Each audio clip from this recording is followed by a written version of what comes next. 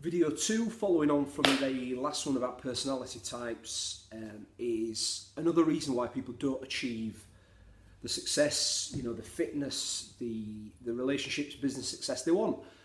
And I think it's down to something that's, pretty simple really, pain and pleasure, okay? We're all driven by pain and pleasure.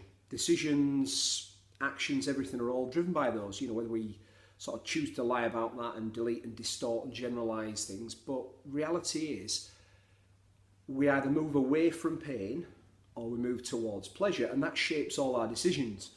Now, I'm going to say something that I think some of you might disagree with, but I don't care. I've got sort of enough 20 years of coaching experience that sort of helps me with this. It's a simple fact that if people aren't in enough pain in their present situation, usually change does not happen. Now, that happens when something gets too big, out of control, your partner's going to leave you, the bank says it's going to take things from you. Something happens so painful that we think, I must take action, okay?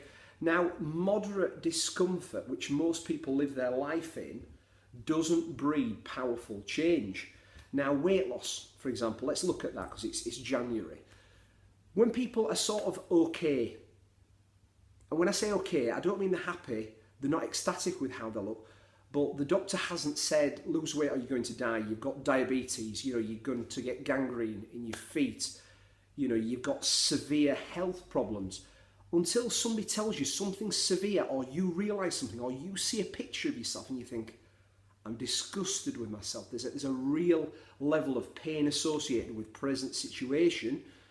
Change won't happen. And that's how most of the population live, in quiet discomfort, somewhere in the middle, because there isn't enough pain to force them to act.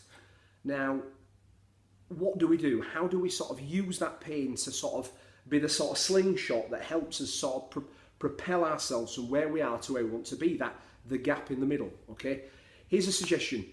Look at all the things in your life now. So, relationships, business, career, finances, body, health. Look at all those things. In different areas, ask yourself questions. So, for example, let's look at the weight thing now and fitness, okay? So where you're presently at, think about it, am I the example I want to be to my children? Am I in great shape? Should they look up to me? Do you think they'll look up and think, Mum, Dad, I want to look just how you look at, I want to have what you have. If you look at, where you live in, the house you live in, your business, finances, are they where they should be? Am I an example to my kids? That might be a driving factor for you, being an example to your children. So tapping into the pain of, well, actually, I'm not a good role model. I've not got the sort of the lifestyle, the nutrition, the body that I would like to portray to my kids. That might be a driving factor for you. It might not be, okay? Another thing that might sort of help you, ramp up and stir up the pain of your present situation might be, your partner, for example. So if you are, let's just say, a 35-year-old female, okay, and you are not happy with how you look, you think you've looked better in the past, things have happened over time, and the gym and the diet and everything has gone a little bit astray, let's just say. You're not happy, you're not confident, in the bedroom area, things might not be as good as they used to be. So, let's be real and honest about it. These things happen, it's what I hear from clients a lot, and sort of that pain is there, okay? Now, to stir that pain up even more, if you carry on down the road you are on of not being in the best shape and possibly getting in worse condition, and what is that going to do to your confidence, your relationship, long term? Do you think that might lead to your partner having a wandering eye? What pain does that give you? That might be the jolt. If you think about, in the future, the road I'm going down, is it going to lead to that?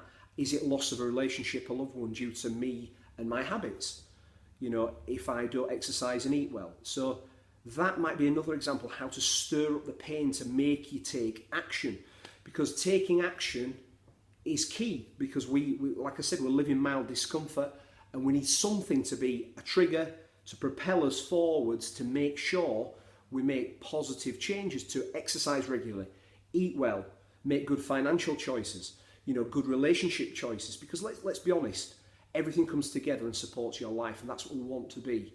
We want to win in 2016, not just in one single area, but all round. That's what we want to be. So pain can be a friend. It's asking the right questions and the quality of questions to stir up the pain that make you take action in a very positive way consistently throughout 2016. Now, ask yourself those difficult questions. That's what this video is about. Ask yourself the difficult questions, stir up the pain to help you take action consistently and get what you want. I hope that's helpful. Thanks.